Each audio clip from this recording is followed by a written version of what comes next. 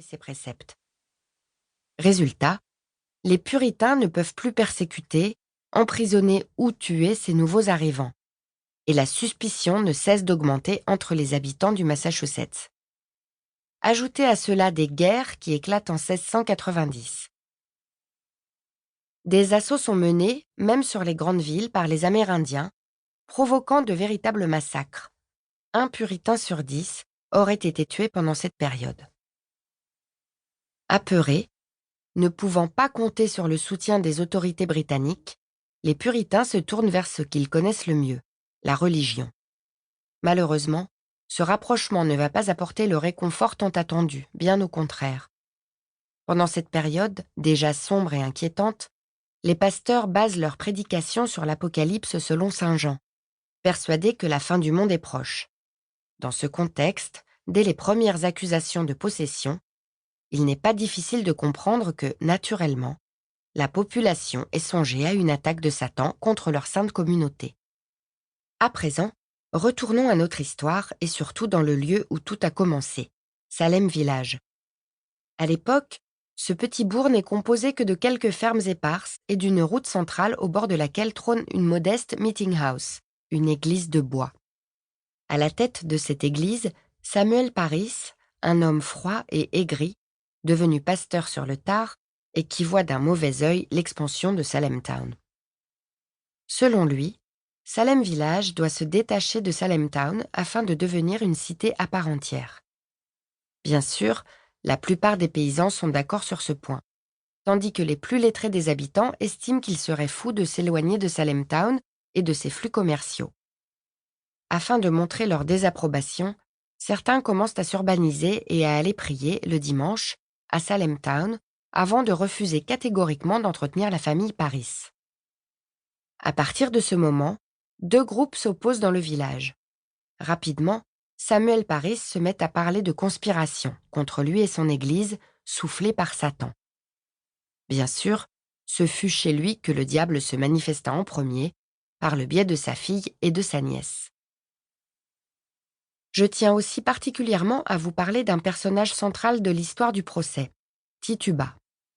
Contrairement à ce que l'on pourrait croire, elle n'était pas une esclave noire, mais une indienne arawak capturée enfant, puis vendue en tant qu'esclave à la Barbade au révérend Parris. Elle fut l'une des premières à avouer avoir vu le diable. Toutefois, si certains documents disent qu'elle n'a pas été molestée devant les villageois, le révérend l'aurait battue chez lui afin qu'elle avoue avant de la traîner devant ses concitoyens. Autant dire qu'elle ne semble pas avoir eu beaucoup le choix. Cependant, elle se rétractera quelques mois plus tard, ce qui lui vaudra d'être condamnée à plusieurs mois de prison supplémentaires. Ensuite, un mystérieux bienfaiteur paya sa caution et plus personne n'entendit parler de la jeune femme. Plus aucun registre n'en fit mention. Cela est sans doute dû au fait que, de par sa couleur, les historiens de l'époque n'en ont pas fait cas. Voilà, vous savez tout, ou presque. Politique, religion, obscurantisme, manipulation, conspiration et ambition. Un cocktail détonnant menant tout droit à l'hystérie collective et capable de réveiller le côté le plus sombre de l'être humain. L'histoire que vous vous apprêtez à entendre contient des noms de lieux ou de personnes ayant réellement existé, mais il s'agit bel et bien d'une fiction. Bienvenue dans mon Salem.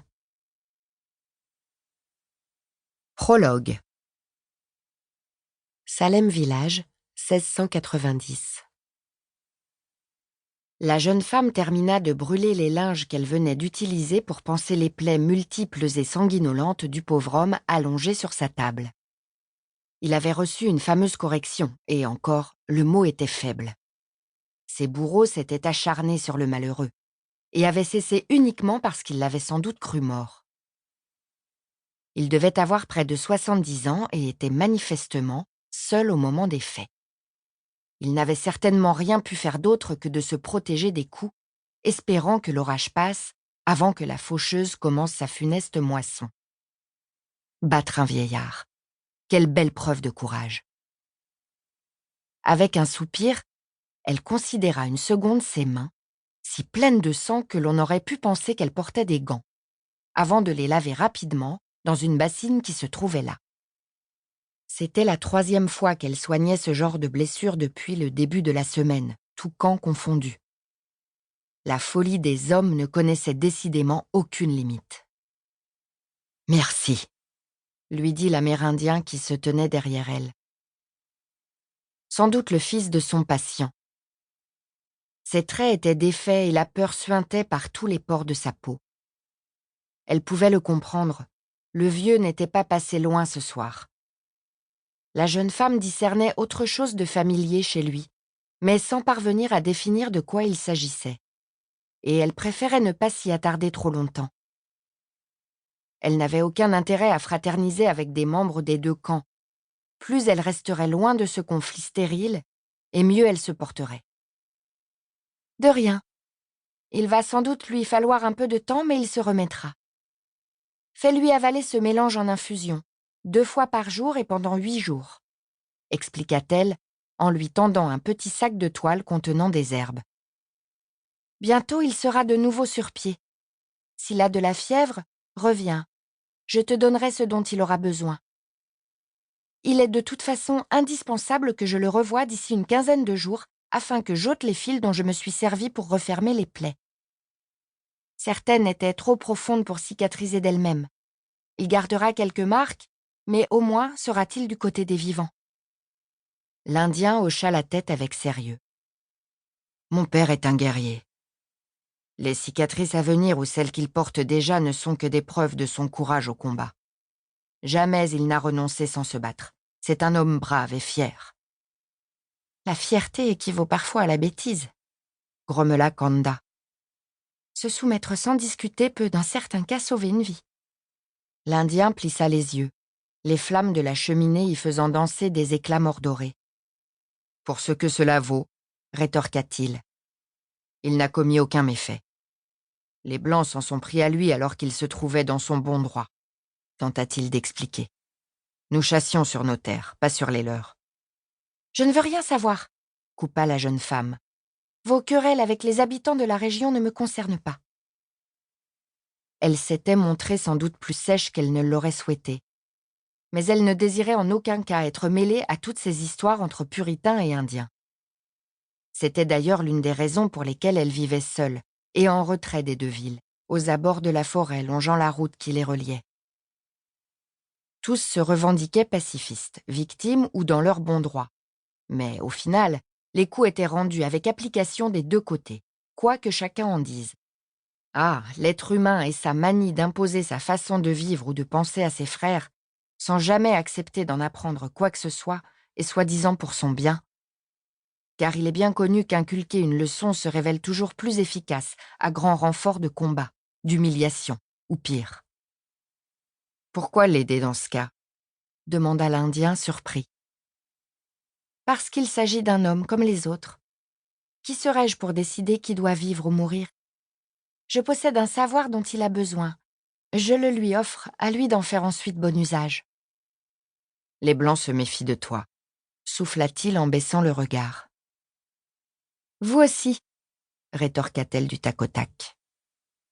Il sourit, amusé, son visage soudain illuminé par l'éclat de ses dents immaculées. Avec sa mâchoire carrée, ses yeux noirs taillés en amande, sa peau cuivrée et ses cheveux rappelant le plumage d'un corbeau qui lui tombait sur les épaules, il était beau. Pourtant quelque chose de particulier se dégageait de lui, évoquant un grand fauve. Il incarnait la force tranquille, propre à ceux qui ont conscience qu'ils n'ont aucunement besoin de démonstrations de violence pour impressionner ou mettre à terre leur adversaire. S'il avait eu peur quelques minutes plus tôt, le sentiment s'était vite dissipé. Toujours se méfier de l'eau qui dort, songea Kanda sans détacher son regard de l'Indien. Peut-être est-ce parce que tu refuses de livrer tes secrets. Qui t'a enseigné la magie des plantes et de la nature ? Demanda-t-il encore, les yeux plissés. Je ne connais personne qui sache les utiliser comme toi. Celui qui t'a formé doit posséder un grand savoir, et il ne s'agit sûrement pas d'un blanc. Elle haussa les épaules sans briser une seule seconde cette joute visuelle. Peu importe. Tu désirais que je soigne ton père, c'est chose faite. J'agirai de la même... Pour continuer à écouter ce livre audio gratuitement, cliquez sur le lien dans la description et vous pourrez l'écouter en entier sans frais grâce à l'essai de 30 jours d'Audible.